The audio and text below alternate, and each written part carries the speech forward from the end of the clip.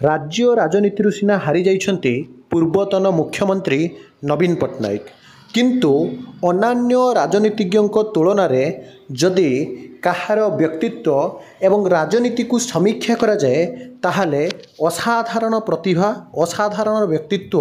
अतुलनीय मुख्यमंत्री नवीन पट्टनायक चेहरा आज मध्य राजनीति को झलसाई उठे। आपण माने देखि पारुछन्ति माननीय मुख्यमंत्री नरेंद्र मोदी को केमिति भेटुथान्ते एवं नरेंद्र मोदी सहित पूर्वतन मुख्यमंत्री नवीन पट्टनायक सुसंपर्क विषय रे केवल ओडिशा रे नुहे बरं समग्र भारत वर्षर समस्त राज्य आ केंद्र शासित अंचल रे काहाकू भी अछपा नाही। तेबे आज 10 तारिख रे जेतेबेले कि ओडिशा रे नुआ मुख्यमंत्री भाव में शपथ नहीं थान्ते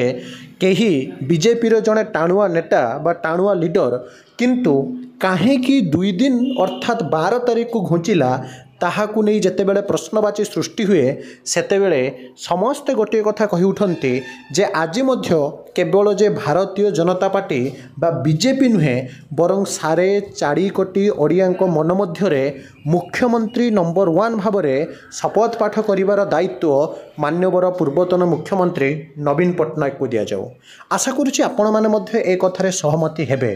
कहीं ना हुए तो जो दिन सरकार गठन करा जाए तार गोटे रु 2 दिन पर स्पष्ट भाव में घोषणा हो जाए ओडिशार केवल मात्र जड़े मुख्यमंत्री पदवी योग्य से होउछन्ति नवीन पट्टनायक। किंतु प्रथम थर भारतीय जनता पार्टी सरकार ओडिशा रे आसिला परे आज हुए तो जो कन्फ्लिक्ट लगी रही है जो डिलेमा लगी रही है जो द्वंद्व लगी रही है ओडिशार 4.5 कोटी लोकंकर नेता किए हम आज मध्य समस्ते सोशल मीडिया रे गोटे कथा कहउछन्ति आमको दरकार नवीन पट्टनायक एवं नवीन पट्टनायक को कौन से प्रकार जदि मुख्यमंत्री करा जाई पारंता ताहले वास्तव में आउ से विरोधी दलर नेता नुहे संसद भवन रे पूर्वरु नरसिंह मिश्र जो जगार बसुथिले से जगह नुहे बरं से समान सीट्रे बसी पारंते नवीन पट्टनायक। तथापि आपण माने जानती से नवीन पट्टनायक उद्देश्य रे आज मध्य राज्य तांको झुरुछि एथरे संदेह नहीं।